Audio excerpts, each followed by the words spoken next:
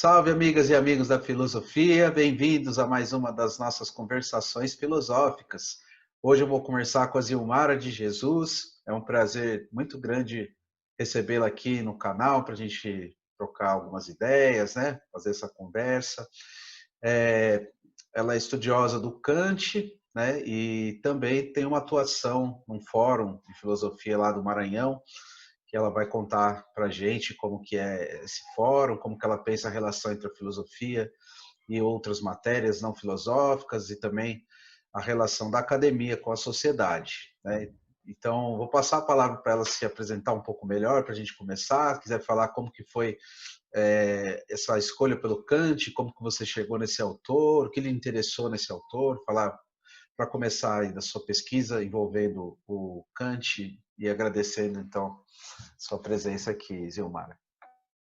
Ok, muito obrigada. Também estou muito honrada de estar fazendo parte da sua live e tenho acompanhado seu trabalho.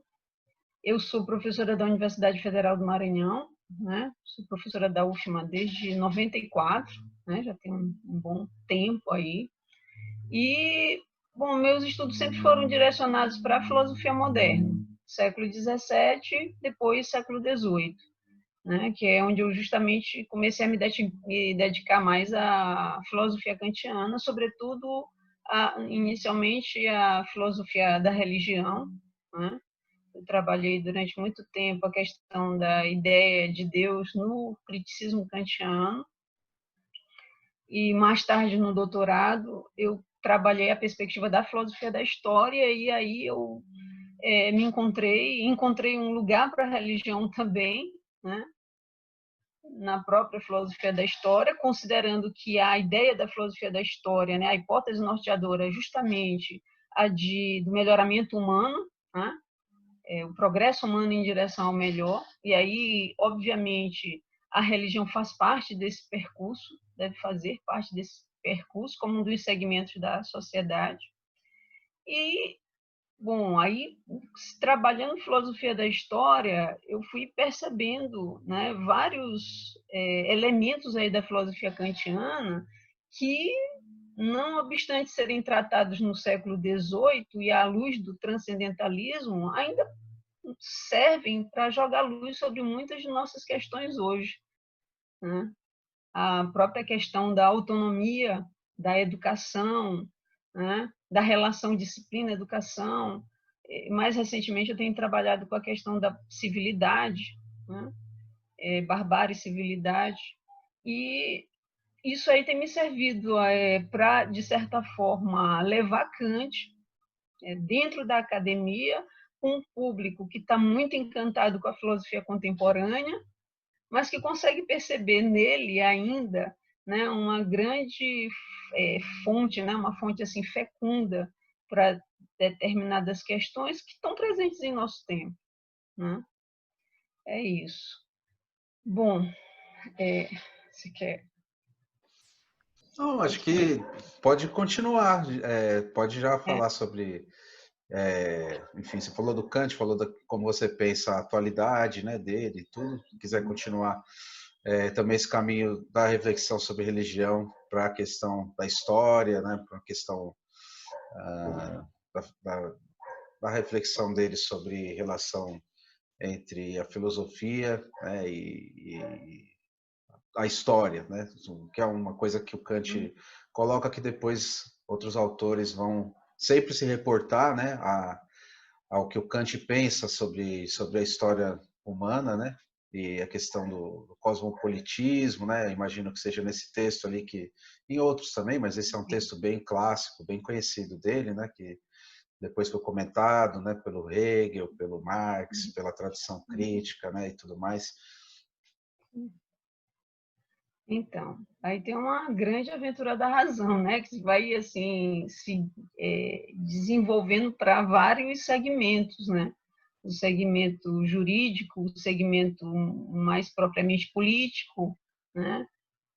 Social, o segmento religioso.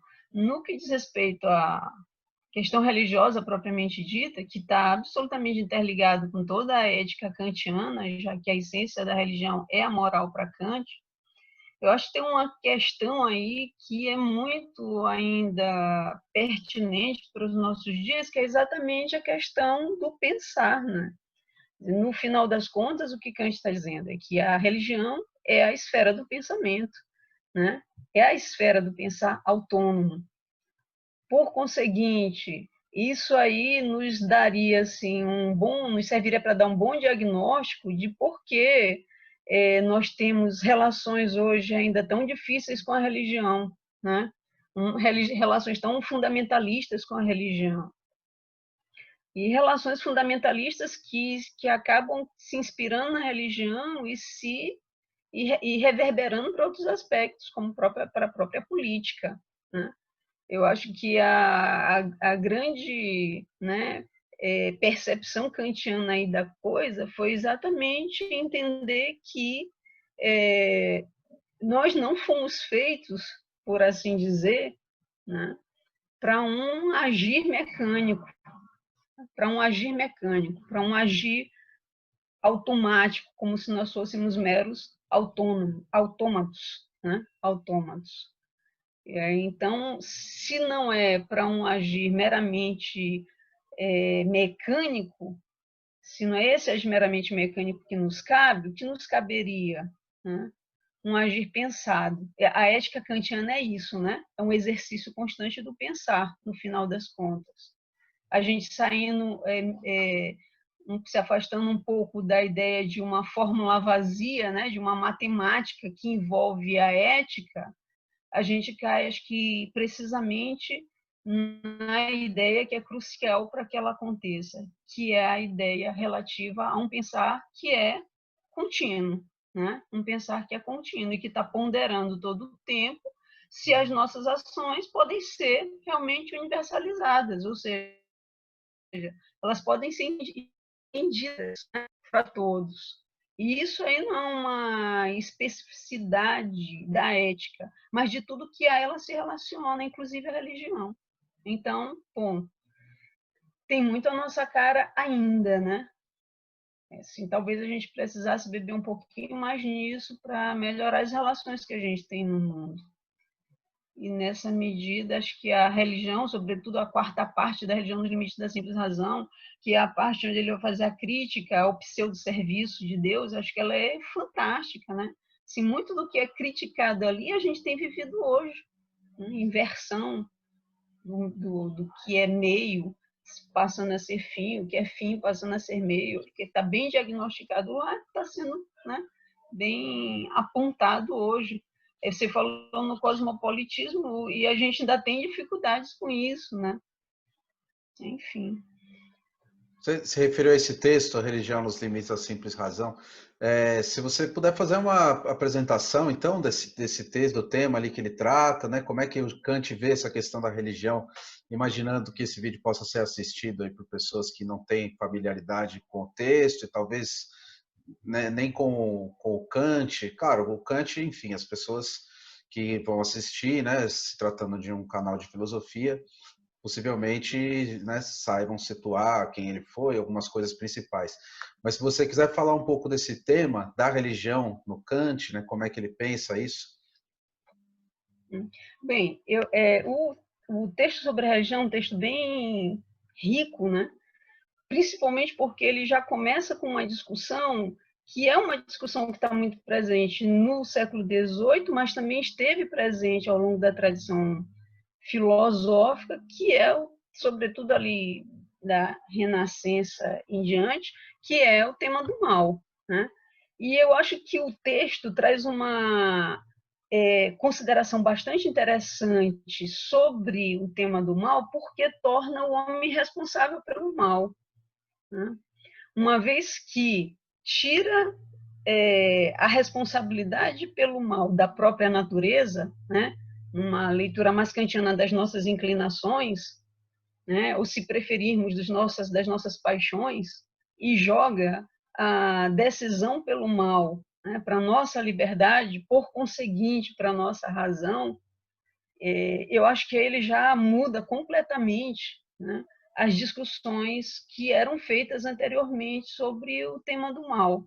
Ele dá uma boa atualizada na discussão, né?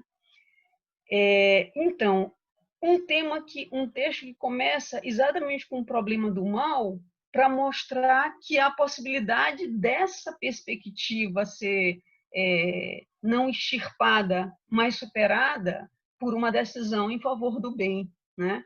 E o bem aí está vinculado à própria noção de ética kantiana, né? A própria noção de eu sei o que eu devo fazer, né? Então eu devo, eu posso e posso fazer.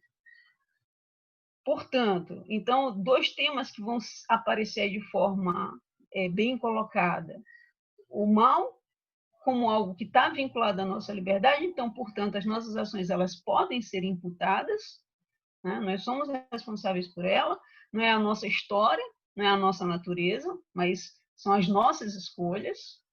De um bem que se coloca como ligado a um ato do pensamento, né? A um princípio de autodeterminação, portanto, autonomia do pensar, e que pode, de fato, prevalecer sobre o mal, não por uma visão otimista kantiana de que as coisas efetivamente serão assim. Na verdade, a leitura toda se passa no âmbito de que elas devem ser assim, e não de que elas são assim, ou de que efetivamente elas serão assim. Mas elas podem ser, né? Elas podem ser. Porque, da mesma forma que eu posso fazer escolhas ruins, eu posso também fazer boas escolhas, por assim dizer, né? Escolhas que não estejam ligadas a um interesse particular, a um interesse momentâneo, uma felicidade momentânea, mas que esteja ligado à ideia de universalização das minhas ações e das consequências dessas ações. Então, isso é fruto de ato de pensar, isso é fruto de um ato de pensar. Não é algo que alguém me impõe, é algo que eu, à medida em que eu penso antes de agir, né? Então, acho que o texto, basicamente, ele tem esse encaminhamento, né? Até chegar simplificando, né, bastante aí o caminho que ele faz, na última parte, que é exatamente uma parte onde ele vai mostrar os erros, né, os equívocos que foram cometidos pela religião positiva, pela religião enquanto instituição, né, no sentido de propagação da própria fé, né? Quer dizer, acabaram alijando a principal ferramenta, ou a própria essência da religião, que é a essência moral, a essência do pensar, por assim dizer. Então, acho que é basicamente essa a trajetória. Ora, uma trajetória, então, feliz, né? Uma trajetória feliz, talvez não fosse nem bem o termo, né? Mais adequado no pensamento kantiano, mas uma trajetória efetivamente que nos conduzisse a um desenvolvimento, ao melhoramento humano, seria uma trajetória que nos levasse a pensar a religião a partir da sua essência, né? E vivê-la a partir da sua essência. Seria isso. Bom, esse texto, evidentemente, é um texto já da década de 90, mas ele está absolutamente vinculado a textos, por exemplo, da década de 80, como é o caso do texto Resposta à Pergunta, que é o esclarecimento, né? Que é um texto que aponta exatamente para essa autonomia do pensar e para a necessidade dela. Então, está bem conjugado aí com esse texto. Zilmar, a gente vive num país que tem uma diversidade de religiões muito rica, muito grande, né? E o que eu ia te perguntar agora é assim, a gente que estuda filosofia muitas vezes fica se perguntando como que os filósofos podem ajudar a gente a elaborar nossas questões. Eu queria perguntar como você pensa o inverso, né? Se as nossas questões podem também auxiliar a compreender ou acrescentar aquilo que os filósofos, os chamados grandes filósofos da tradição, elaboraram. Quer dizer, o que é a nossa riqueza cultural, você que também trabalha na intersecção entre a filosofia acadêmica e a sociedade, né? O que é essa riqueza cultural brasileira, né? das regiões diversas do Brasil, e pensando especificamente no Maranhão, tem, enfim, que o Kant não conhecia, não poderia conhecer, né? O que isso poderia, enfim, enriquecer a compreensão que se possa fazer do Kant, né? Até em algum sentido para além do Kant ou para além da filosofia tradicional, ocidental, canônica, né? E coisa e tal. Sim. Então, a filosofia tem uma relação estreita com o próprio contexto, né? E eu acho que a gente acaba perdendo muito isso de vista quando a gente pensa no nosso contexto, né? Como se dele não fosse mais capaz de surgir filosofia, né? Principalmente se a gente pensar numa perspectiva mais...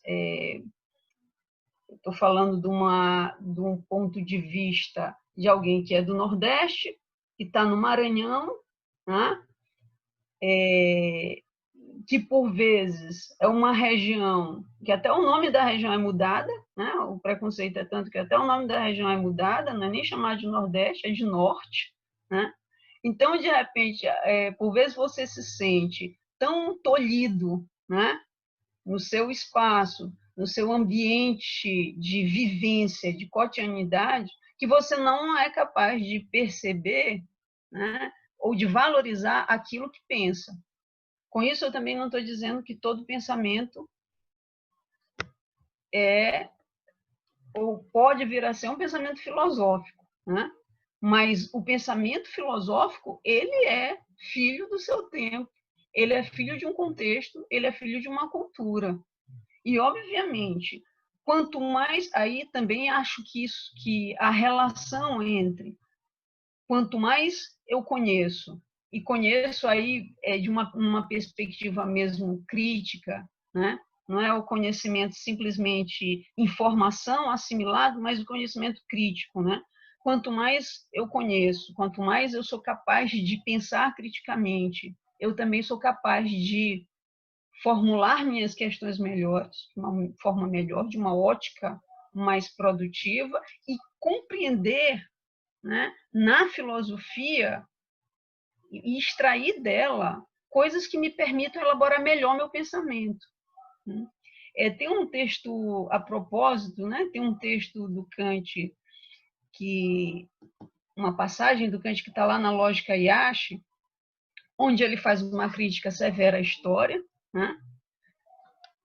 Trabalha e mostra que a história, o conhecimento histórico, ele pode ser um conhecimento meramente imitativo, mas, ao mesmo tempo que ele faz a crítica à história, ele mostra o quão necessária ela é, né? Ela me instrumentaliza, mas ela não faz o trabalho do pensar, mas ela me instrumentaliza para isso. Então, acho que quanto mais instrumentalizado a gente tiver, mais também haverá a possibilidade da gente produzir um conhecimento que esteja vinculado à cultura que a gente está vivendo, ao momento que a gente está vivendo, e a filosofia ela sempre vai servir como uma referência para nos instrumentalizar, nos ajudar a pensar melhor. E de lá a gente pode extrair, né? Por que Aristóteles, em pleno século XXI, não pode contribuir com aquilo que eu penso a respeito da minha sociedade, independente do quão distante ela seja hoje da realidade grega, né? Da realidade clássica da Grécia. Sim. Talvez porque eu não tenha entendido filosofia, esse aqui é o ponto, né? Eu acho que a filosofia, a gente tem se habituado a repetir filosofia, a repetir conceito de filosofia, mas ela está aí para nos instrumentalizar, nos ajudar a pensar melhor. E então a filosofia é um diálogo constante e incessante com a nossa realidade e com esses filósofos que estão aí à nossa disposição, aliás, mais do que nunca, né? Eles estão acessíveis mais do que nunca. Isso que é isso. Então, há uma dupla possibilidade que aí se manifesta, né? Tanto da filosofia servindo para contribuir comigo, com as minhas questões, quanto para que eu contribua com ela com as minhas próprias, extraindo dali o que for possível para melhorar esse pensamento que eu quero apresentar como um pensamento filosófico. Isso que é isso aí. E Zilmara, conta então um pouco como é que é o fórum aí do Maranhão, como que ele surgiu, como que é a atuação dele. Pois é. Então, acho que o fórum também passa um pouco por tudo isso, né? Por todas essas questões. A primeira de que a filosofia não pode estar encarcerada dentro da academia, né? Eu acho que nós já nos retiramos demais, por tempo demais, da vida pública, né? Nós já dissociamos filosofia e política por tempo demais. E o fórum, ele também tem essa dimensão, né? Essa dimensão de reassociar as coisas, né? Reassociar a filosofia à vida pública. Nós temos um curso de filosofia que é licenciatura, aliás, todos os cursos de filosofia em São Luís são cursos de licenciatura, e a certa altura a gente percebeu, digo a gente, porque eu não sou só, o fórum não sou eu, né? O fórum, na verdade, é constituído por vários professores, tanto da rede particular, quanto da rede pública, quanto das outras, os cursos de filosofia, né? Que existem em São Luís. Então, o Instituto Federal também, né? Os professores de lá, muitos integram o fórum. Então, assim, o fórum tem uma coisa, um frescor, né? Tem uma coisa boa, que é a coisa de que a gente consegue conversar. E nos momentos críticos, a gente consegue reunir, né? E até muito rapidamente, para tentar reverter, né, certas situações que têm nos afetado diretamente, né? O ano de 2018, mas sobretudo 2019, foi assim um ano terrível para a filosofia, né?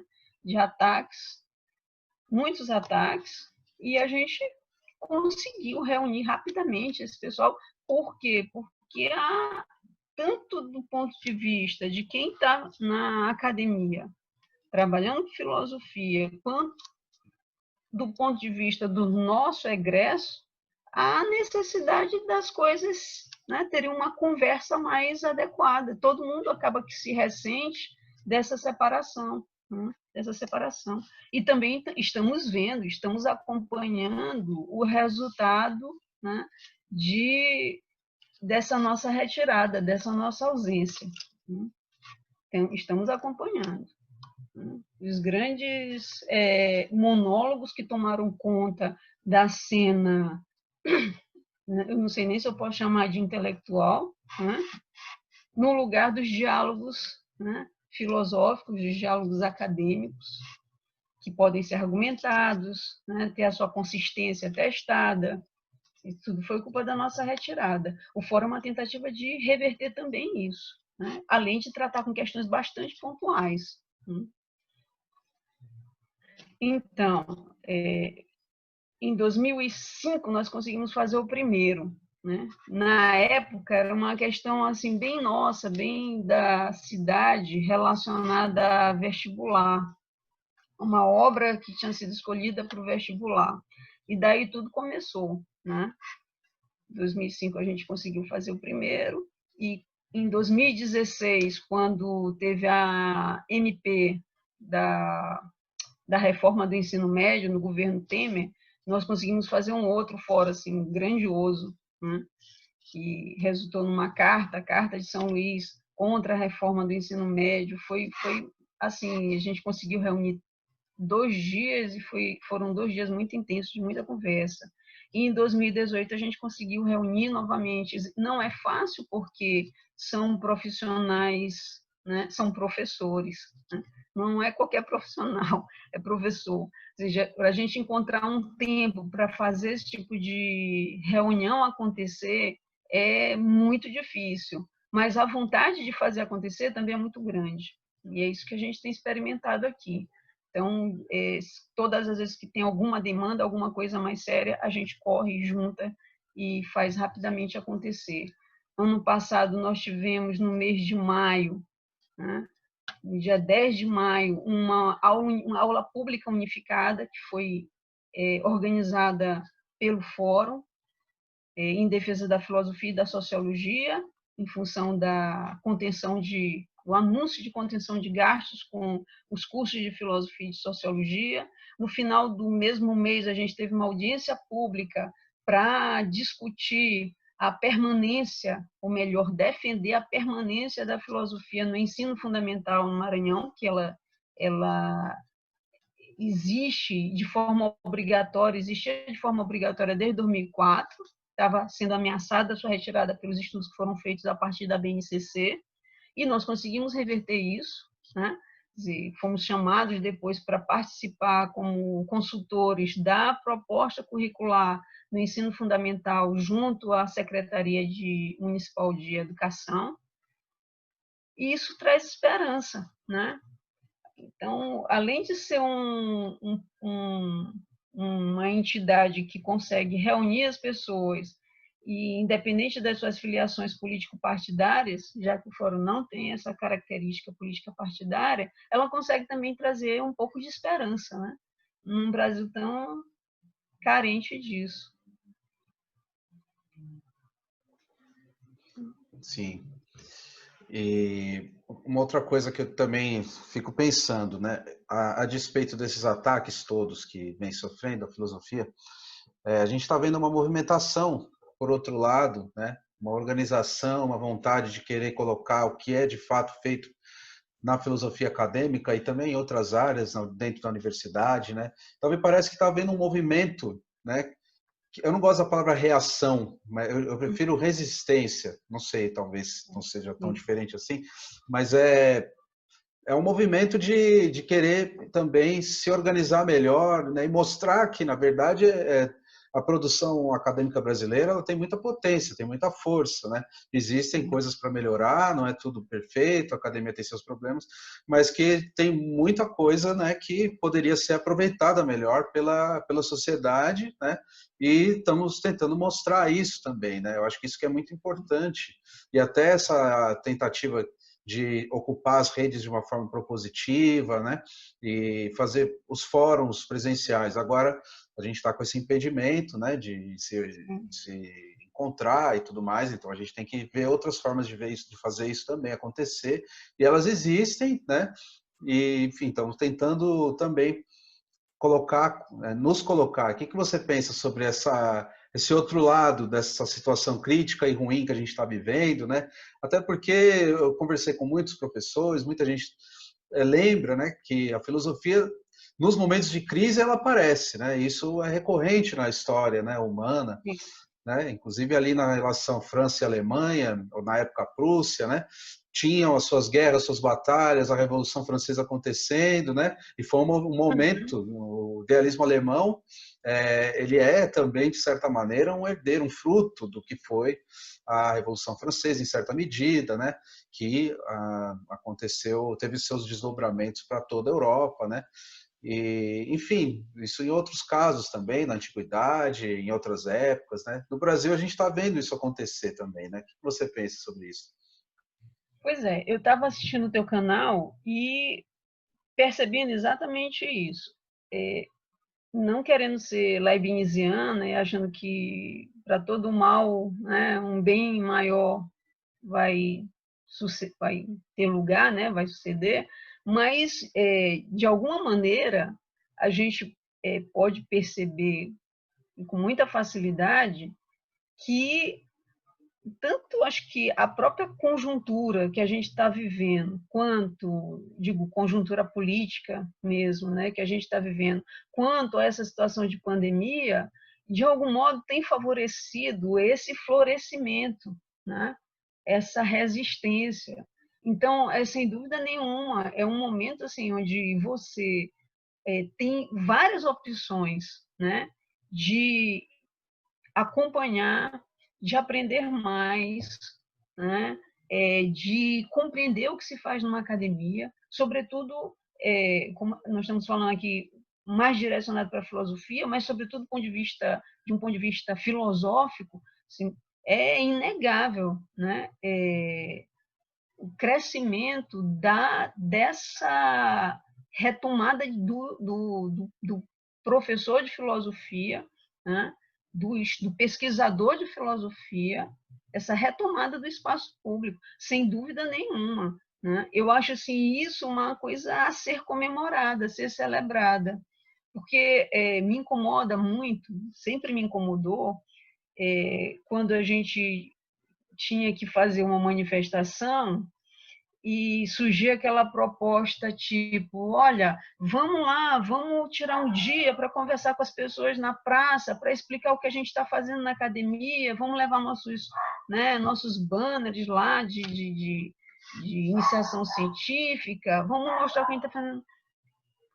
Se você tem que estar fazendo isso, é porque você não fez isso, né? Ou seja, se você tem que convencer a sociedade que você é importante, que a sua existência é importante, e nesses momentos assim, terríveis, caóticos, é porque alguma coisa não foi feita antes. Né? E eu sempre tive muita vergonha disso. Então, sempre vou para toda manifestação, mas para essa eu não vou. Eu acho que a gente tem que fazer isso antes, acontecer antes. E agora, nesse momento, eu tenho visto, né, exatamente isso acontecer. Então, há uma gama de programações aí disponíveis, todas voltadas para, né, esse espaço que não se tinha antes, para apresentação de pesquisas, para discussões específicas sobre política, sobre filosofia política, ética, enfim, né? Eu acho que a gente está mostrando sim a resistência. E uma outra coisa também, né, que eu tenho percebido durante 2019 e 2020 é também a reação das organizações, das entidades da sociedade civil diante daquilo que nos está sendo imposto, né, de forma muito, às vezes até cruel, corte de bolsas, como aconteceu outro dia, iniciação científica não pode mais ser, bolsa de iniciação científica não deve mais ser dada de forma prioritária para as ciências humanas e sociais, e aí vem a sociedade civil, né, e se coloca contra isso, e surge um abaixo-assinado daqui, uma carta, né, aberta dali, e a gente vai publicando e as coisas vão acontecendo. Eu acho que isso é voltar a ocupar um espaço que a gente já tinha realmente deixado de mão, um espaço que a gente tinha abdicado. Né? Então, esses programas como o seu, eu acho que são assim extremamente felizes porque perceberam o timing, né? Esse time, né? Esse é o momento de fazer isso, trazer isso de volta, o momento de fazer isso acontecer. E eu me sinto muito contemplada, sim, com esse tipo de resistência. Né?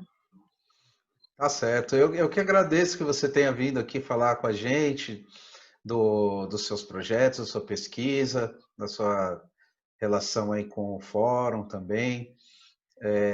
Fiquei muito contente de você ter participado aqui dessa conversa. E, bom, eu costumo deixar no final que a pessoa fale aí uma última palavra, né? Se você quiser encerrar com alguma última coisa, agradecendo mais uma vez sua presença aqui. Não, vou encerrar só agradecendo por essa oportunidade, agradecendo por você, Thaís, me mostrou outro dia tanto de conversações filosóficas agendadas que estão por vir, né? Estão acontecendo. Então, assim, te desejo muita sorte e felicidade aí em todas elas. E, enfim, muito obrigada pelo espaço. Eu agradeço, Ilmar, e agradecer também ao Flávio Freitas, que nos aproximou, que fez o contato, né? Deixar registrado aqui também, um abraço para ele e para todo o pessoal aí da Federal do Maranhão, de São Luís, né, que é um lugar que infelizmente eu ainda não conheço, tenho muita vontade de conhecer. Para ser convidado.